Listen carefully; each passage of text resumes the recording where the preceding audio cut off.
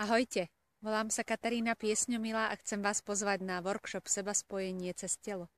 Tak jak okolo mňa a za mnou je jesenná krajina, tak ako zem prichádza k sebe a dáva tie sily viac do seba, než do toho rozpuku života, ktorý vidno na jar a v lete, tak aj človek, ak žije v spriaznení s prírodou, tak viac v zime, na jeseň začína prichádzať k sebe a začína sa viac zaoberať tým, čo je v jeho vnútornom svete.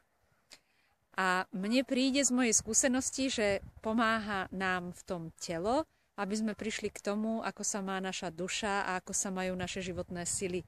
A keď sa chceme posilniť a nepadnúť do tých jesenných depresí, ako ľudia niekedy mávajú, tak je dobré stretnúť túto silu, ktorá mení svoj smer vedome a začať sa zaoberať tým, čo je teraz na čase.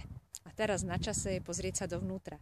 Takže k tomu vás pozývame, ale bude to pohyblivé, bude to cez telo a bude to cez postupy a techniky, ktoré ja som si na tele zažila a veľmi mi pomáhajú, lebo ja mám rada svoje telo. A zároveň to bude úplne nová skúsenosť mňa a Alexandry, pretože navzájom spoznáme tie naše postupy a spolu s vami sa s nimi zoznámime. A zároveň to bude malá ochutnávka, pretože každý ten jeden postup by sa dal študovať zvlášť 4 roky.